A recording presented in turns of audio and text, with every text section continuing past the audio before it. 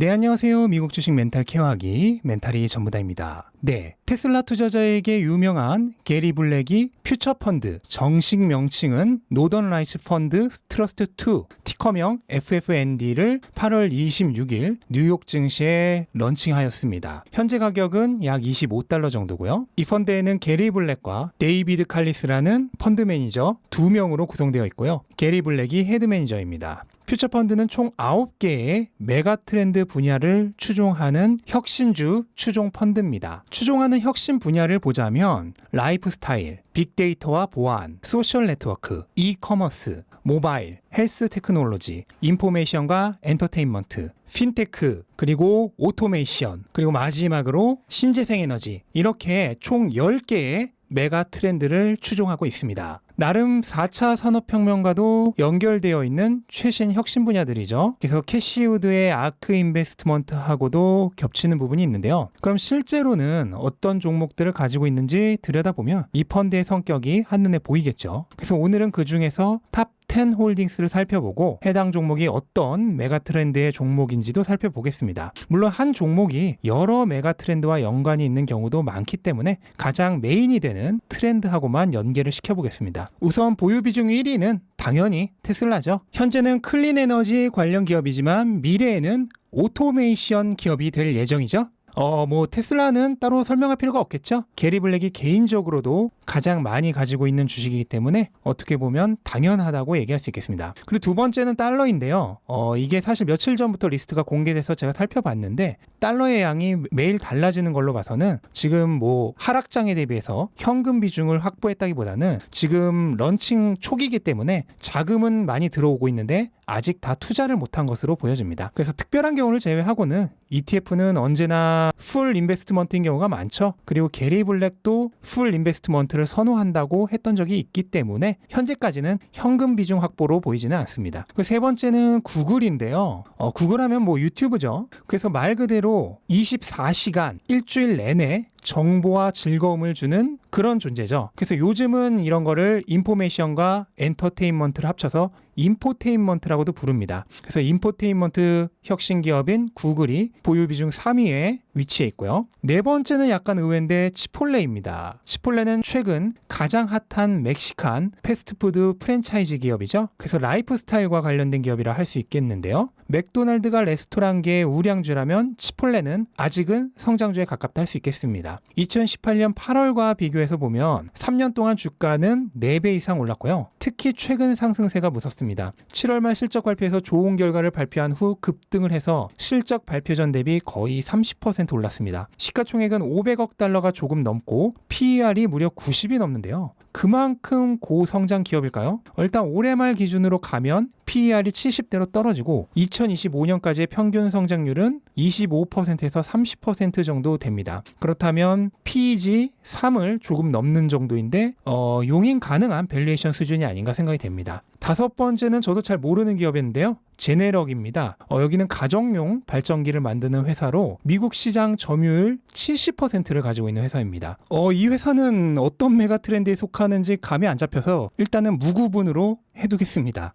이런 회사가 있었나 하고 들여다봤는데 주가 성장률이 생각보다 굉장히 좋습니다. 2018년 말 대비 3년이 약간 안 되는 동안 거의 10배가 올랐습니다. 현재 PER은 50 정도고 매출은 2030년까지 매년 평균 10% 초반대 성장 가능할 것으로 보입니다. 제 개인적인 의견으로는 성장률 대비해서 PER이 조금 높은 것이 아닌가 생각이 되는데 잘 모르는 기업이기 때문에 그 부분은 넘어가겠습니다. 시가총액은 300억 달러가 안 되기 때문에 나름 강력한 중소형 성장주 중 하나라고 할 수 있겠네요. 여섯 번째는 조티스입니다. 원래는 화이자의 자회사였죠. 그래서 현재는 분사해서 완전한 독립회사가 되었고요. 애완동물을 위한 의약품을 판매하는 회사고 헬스 테크놀로지 회사라고 할 수 있겠죠. 그래서 미국의 애완동물 헬스케어 시장 점유율 1위를 차지하고 있는 기업이고요. 시가총액은 1000억 달러에 가까운 나름 중대형 회사입니다. 주가 상승 추세도 좋고요. 2018년 이후 3년 동안 2.5배 상승을 했고 또 최근에도 계속해서 신고가를 경신하면서 끊임없이 우상향 중인데 마치 마이크로소프트의 주가 차트를 보는 것만 같은 느낌이 듭니다. PER은 50 정도이고 향후 5년간의 성장률은 10%가 조금 넘을 것으로 예상되는데 개인적으로는 역시나 성장률 대비해서는 주가가 조금 높은 듯한 느낌이 듭니다. 7번째는 트레이드 데스크입니다. 최근 떠오르는 분야죠.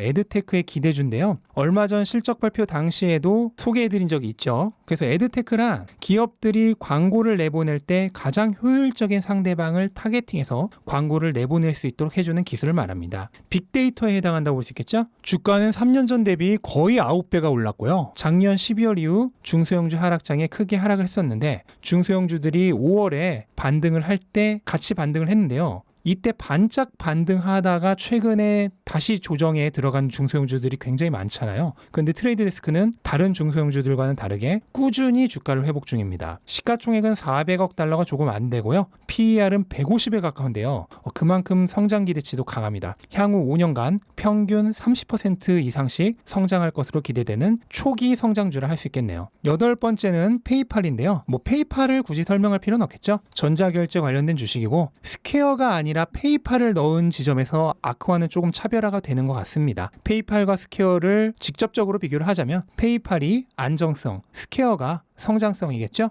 그래서 여기서 펀드의 성격 차이가 조금 나오는 것 같습니다. 9번째, 10번째는 트위터와 스냅으로 둘 다 소셜 네트워크 주식이죠. 트위터와 스냅이 들어가 있는 건 조금 의외였는데요. 게리 블랙이 빅테크 중에서는 페이스북을 가장 좋아하기 때문에 소셜 네트워크가 들어간다면 페이스북일 거라 생각을 했었는데 트위터와 스냅이 들어간 건 조금 의외입니다. 아무래도 보유 비중이 낮은 레벨에서는 덩치가 큰 페이스북보다는 조금 더 작고 성장 가능성이 높은 주식을 포지셔닝 하면서 전체적인 밸런스를 생각한 것이라 예상이 됩니다. 자, 이렇게 퓨처펀드의 탑10 홀딩스를 보았는데요. 눈치 빠른 분들은 이미 아크와의 차이가 크다는 걸 느꼈을 겁니다. 아크의 대표 ETF인 ARKK의 탑10과 비교를 해보자면요. 넘버 1이 테슬라라는 것만 제외하면 달라도 정말 너무 다르죠.